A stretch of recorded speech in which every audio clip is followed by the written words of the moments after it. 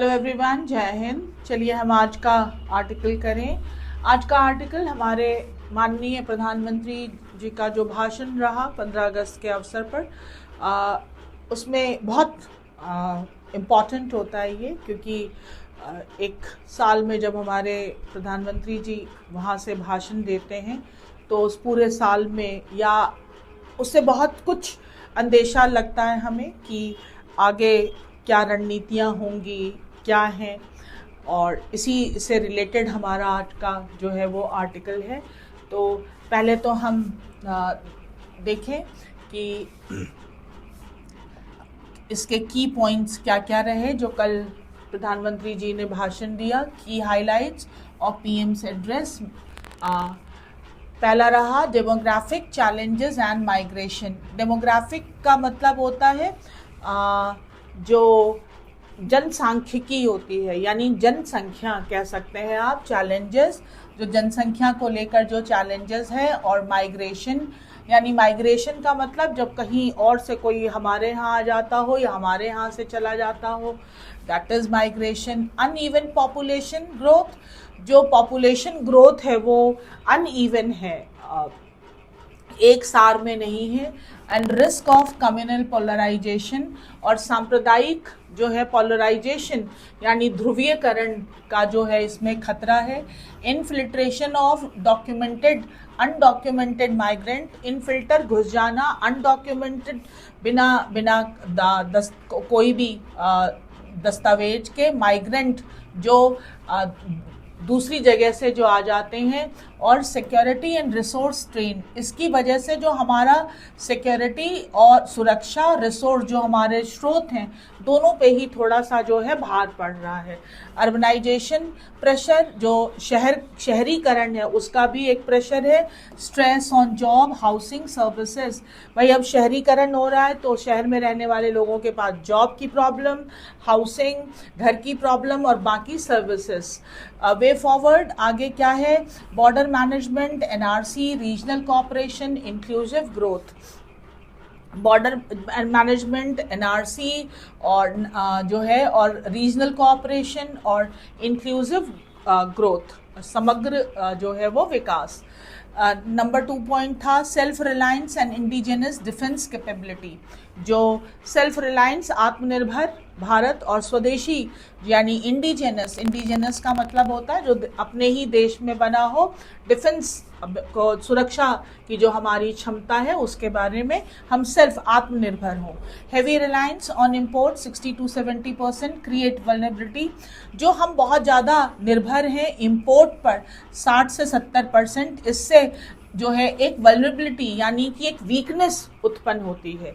Initiative क्या क्या हमें इसमें थोड़ा इनिशिएटिव लेना चाहिए।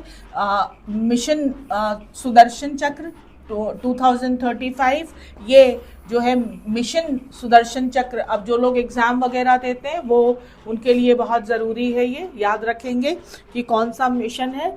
सुदर्शन चक्र 2035 तक। डिफेंस कॉरिडोर्स और इंडिजिनाइजेशन लिस्ट, एफडीआई रिफॉर्म, और जो इंडिजिनस होंगे उसकी लिस्ट, और एफडीआई जो डायरेक्ट इन्वेस्टमेंट वाले हैं उसमें रिफॉर्म। बेनिफिट स्ट्रेटेजिक ऑटोनॉमी, इससे हमें जो है एक ऑटोनॉमी यानी स्वायत्तता मिलेगी। इकोनॉमिक सेविंग, पैसों की बचत होगी। इनोवेशन, इकोसिस्टम, और हमारे यहाँ पर भी नई नई चीज़ों को इनोवेट किया जाएगा और इसका एक इकोसिस्टम यानी कि एक अच्छा माहौल बनेगा। वे फॉरवर्ड और क्या है? बूस्ट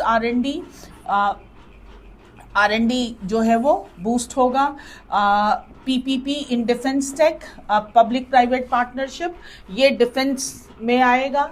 और स्ट्रेंथन प्रोक्योरमेंट ट्रांसपेरेंसी, और जो हम किसी भी चीज़ को जो उपलब्ध करेंगे उसमें भी एक ट्रांसपेरेंसी जो है मेंटेन होगी।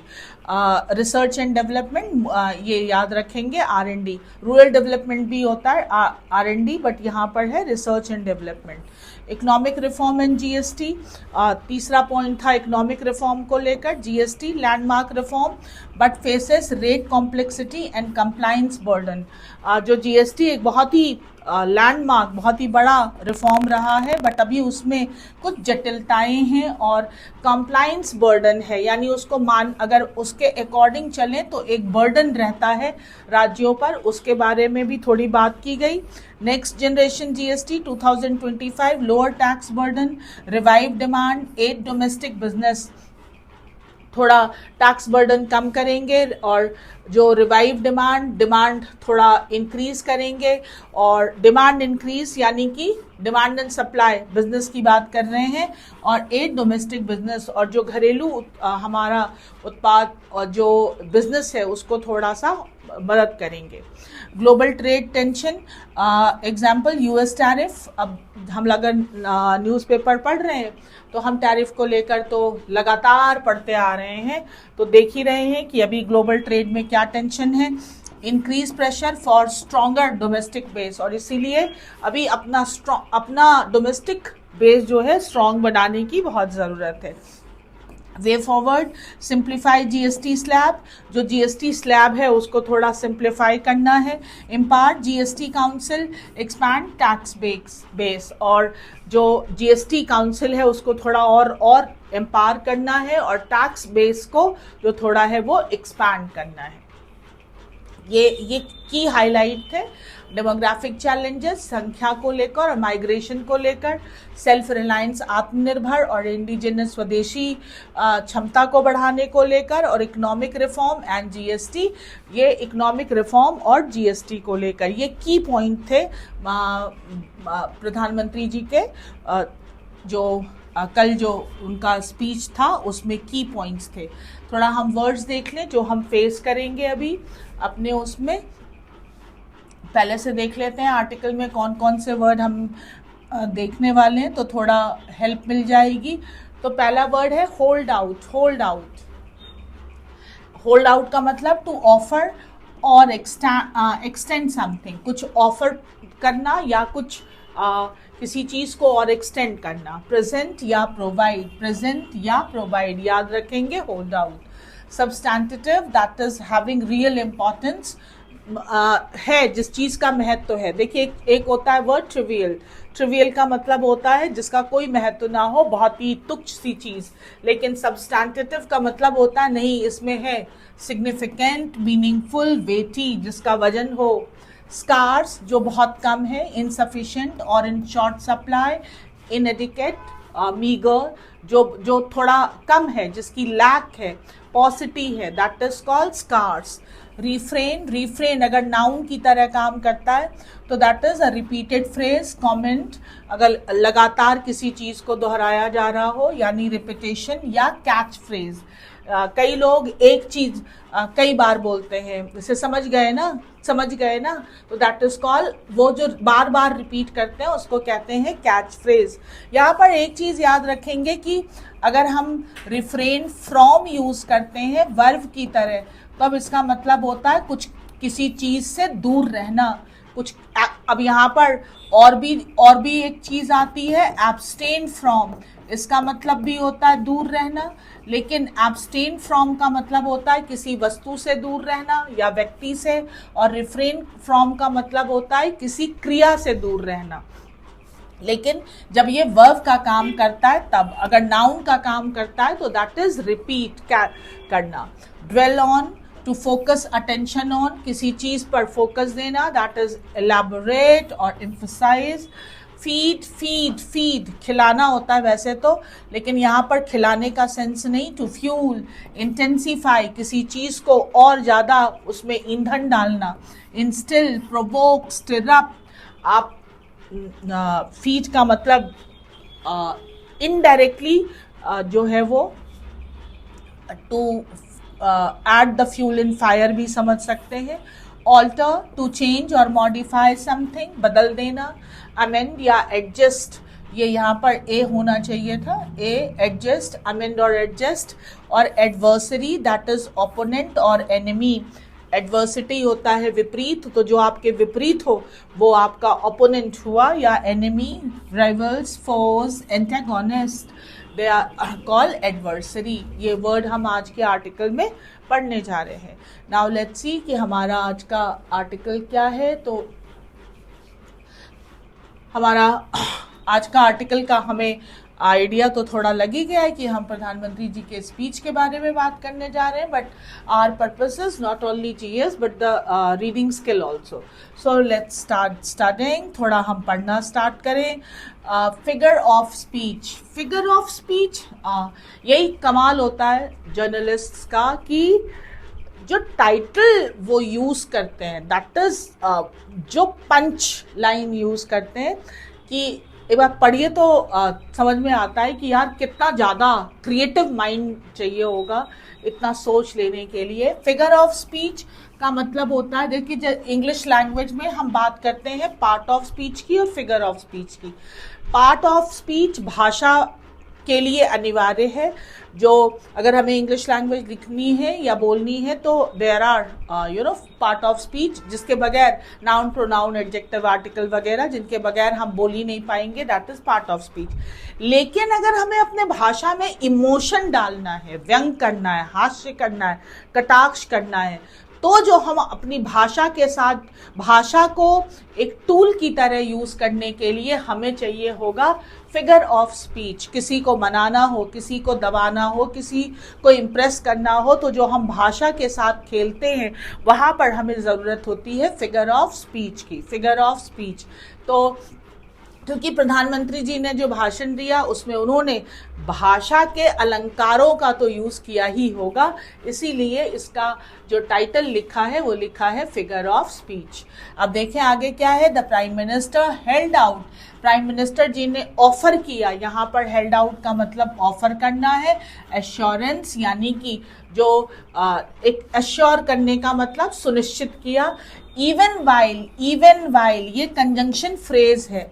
कंजंक्शन फ्रेज, जब कंजंक्शन एक से ज़्यादा वर्ड में हो तो उसे हम कहते हैं कंजंक्शन फ्रेज. नाउन एक से ज़्यादा वर्ड में हो नाउन फ्रेज, एडजेक्टिव एक से ज़्यादा में हो adjective phrase. Even while conjunction phrase है और ये तब यूज़ करते हैं हम जब हम दो विपरीत चीज़ों को एक साथ simultaneously, when we are moving to contrast thing simultaneously, that is तो जो हम यूज़ करते हैं इवन वाइल. और साथ ही साथ हेल्ड आउट अश्योरेंस. उन्होंने अश्योरेंस तो दिया ही, पॉजिटिव चीज़ दी, बट साथ साथ फीडिंग, लेकिन साथ ही साथ उन्होंने एप्रीहेंशन, चिंताएं भी उन्होंने थोड़ी भड़का दी या बोल दी. फीडिंग, फ्यूलिंग, एप्रीहेंशन इज चिंताएं, worry. Prime Minister Narendra Modi's 12th consecutive Independence Day address from the Red Fort was notable.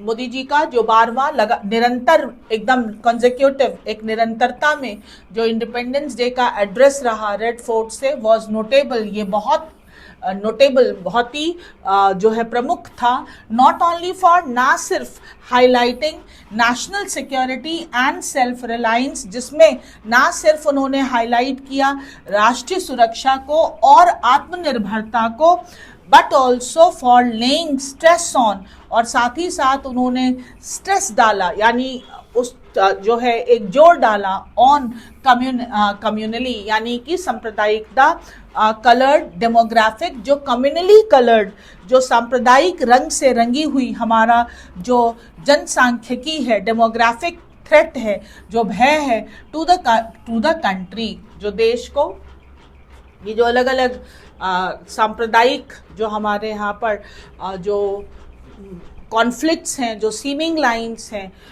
इससे जो थ्रेट है उसके बारे में भी उन्होंने बात की.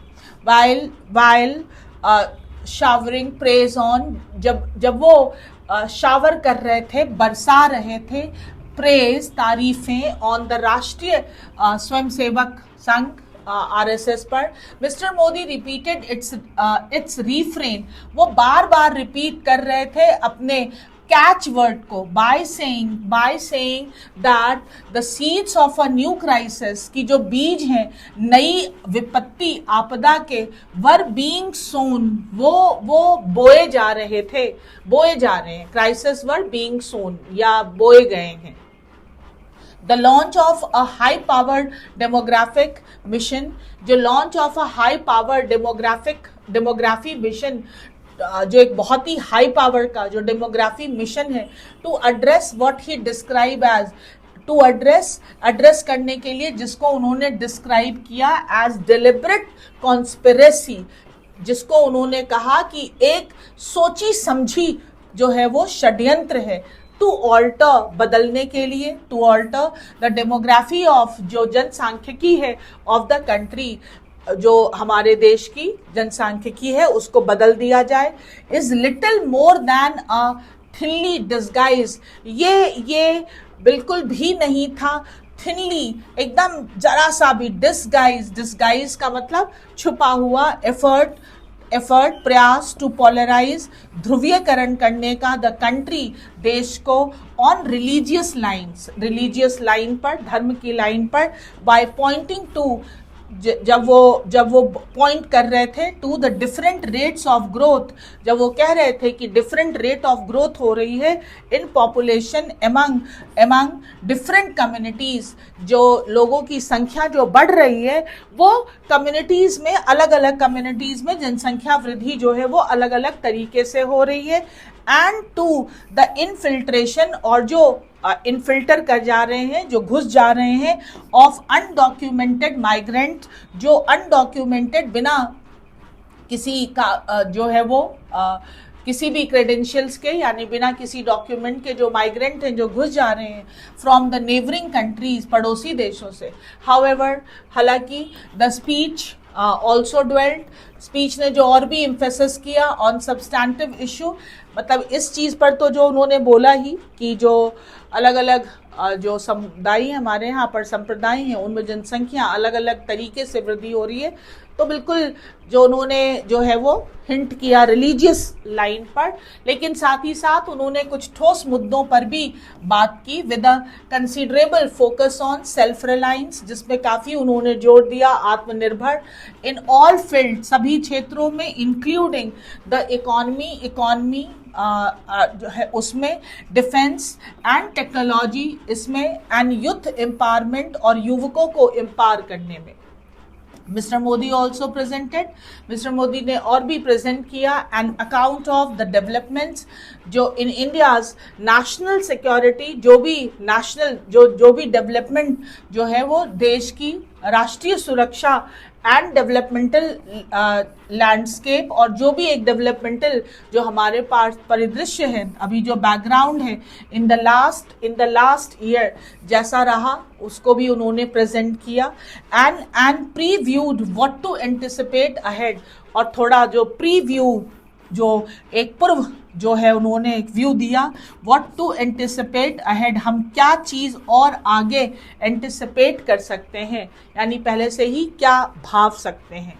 मिस्टर मोदी लॉर्डेड, लॉर्ड का मतलब तारीफ करना, द आर्म फोर्सेस की उन्होंने तारीफ की, फॉर ऑपरेशन सिंदूर के लिए, विच ही सेड, जिसको उन्होंने कहा शोकेस्ड, कि जिस सिंदूर के बारे में कहा कि विच ही सेड शोकेस, जिसने दर्शाया, एग्जिबिट किया, शोकेस का मतलब एग्जिबिट किया, द इफेक्टिवनेस, जो प्रभाव है, ऑफ इंडियाज, भारत के डिफेंस कैपेबिलिटीज़ का, जो हमारी रक्षा, जो हमारी एक जो कैपेबिलिटीज़ है, क्षमता है, उसको लेकर, एंड इंडिजिनस, स्वदेशी वेपनरी, और जो हमारा अपना इंडिजिनस वेपनरी है, जो हमारी अपनी हथियार क्षमता है।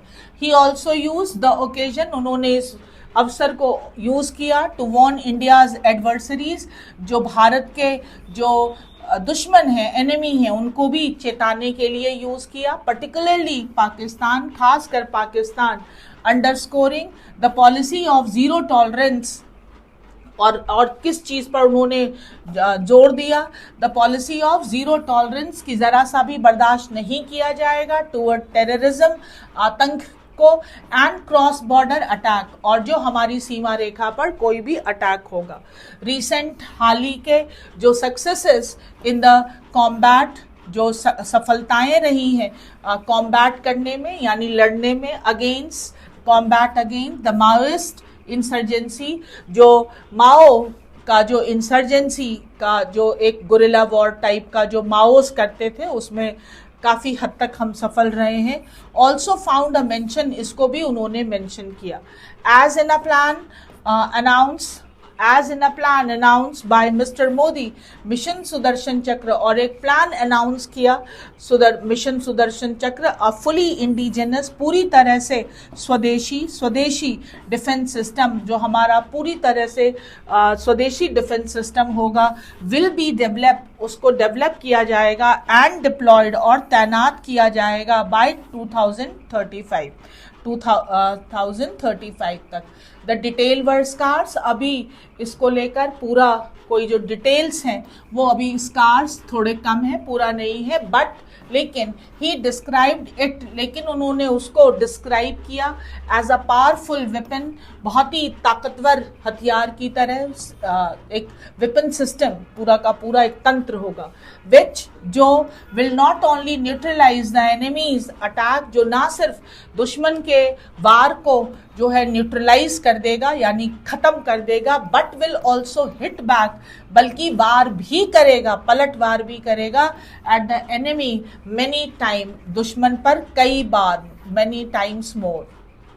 स्पीकिंग, बोलते हुए, अमिड रैपिड चेंजेस, जो बहुत तेजी से जो बदलाव आ रहे हैं उनके बीच, अमिड का मतलब के बीच, इन ग्लोबल पावर इक्वेशन, जो वैश्विक पावर है उसका जो इक्वेशन है वो थोड़ा बदल रहा है। मिस्टर मोदी जी के Independence Day message was also aimed at, तो उसका जो एम था वो aimed at the United State पर भी था, which has announce tariff as high as 50%, जिसने 50% तक जो है वो टैरिफ घोषित कर दिया है ऑन मेनी इंडियन प्रोडक्ट, कई भारतीय प्रोडक्ट पर। वाइल प्रॉमिसिंग, जब वो प्रॉमिस कर रहे थे to focus on reviving up the domestic economy, कि डोमेस्टिक इकॉनमी को फिर से रिवाइव किया जाएगा, जो है फिर से जिंदा किया जाएगा economy. Mister Modi showed an awareness, तो मोदी जी ने एक अवेयरनेस भी दिखाया। Mister Modi showed an awareness of the challenges that the Indian economy is facing, showed an awareness, एक जो अवेयरनेस भी जो है उन्होंने दिखाई ऑफ द चैलेंजेस, जो चुनौतियां हैं the Indian economy is facing, जो भारतीय अर्थव्यवस्था फेस कर रही है। The next generation GST reform would be rolled out, जो नेक्स्ट जनरेशन का जो है वो गुड्स एंड सर्विसेज टैक्स भी रोल आउट किया जाएगा। रोल आउट यानी कि आगे की जो है वो इम्प्लीमेंट किया जाएगा bye Deepawali 2025, which would reduce the tax burden on core goods, जो core goods पर थोड़ा टैक्स का बर्डन कम कर देगा, and services and boost business, और business को थोड़ा बूस्ट करेगा। On the one hand, Mr. Modi is trying to cultivate his ideological ecosystem, एक तरफ मोदी जी की जो अपनी आइडियोलॉजिकल जो है उनकी जो आइडियोलॉजी है वो कल्टीवेट कर रहे थे, यानी कि कल्टीवेट का मतलब उगाना, पुख्ता करना। While on the other hand, he is trying to tackle the material challenges, और दूसरी तरफ वो ग्रोथ की बात कर रहे थे, फेसिंग द नेशन, जो हमारा देश फेस कर रहा है।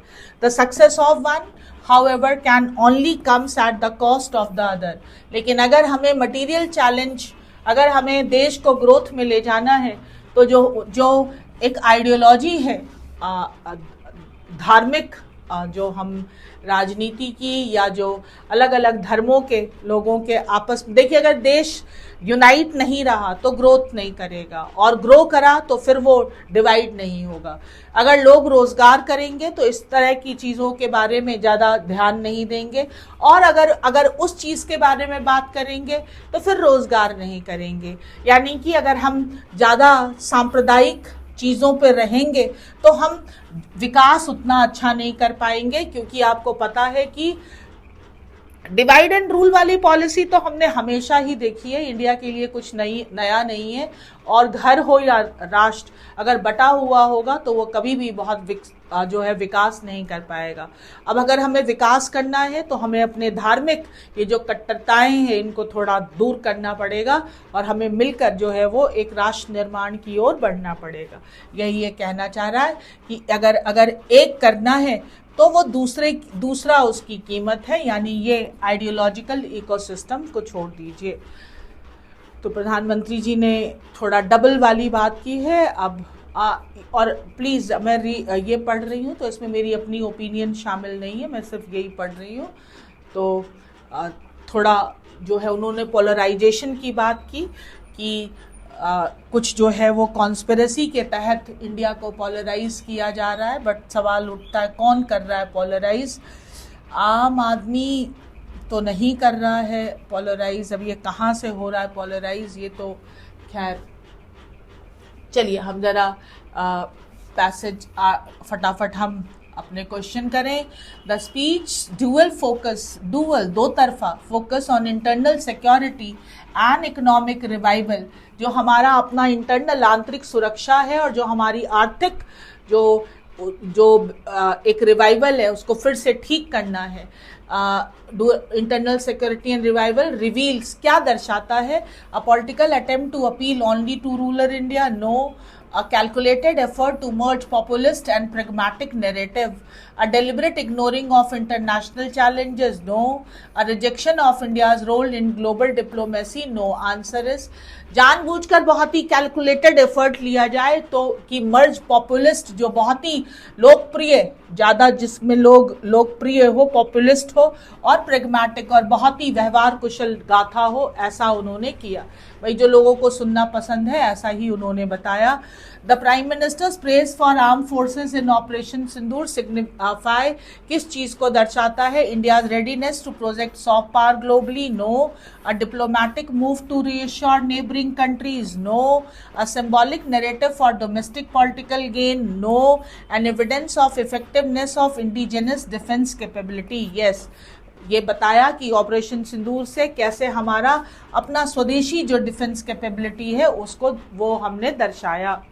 The repeated stress on self reliance through out the address mainly highlight, पूरे उसमें जो उन्होंने बार बार सेल्फ रिलायंस जो है उन्होंने जो रिपीट किया उसका क्या तात्पर्य है?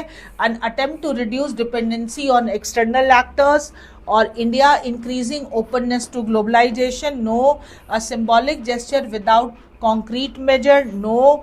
And a shift towards cultural revival? No. Answer is a an attempt to reduce dependency on external actors।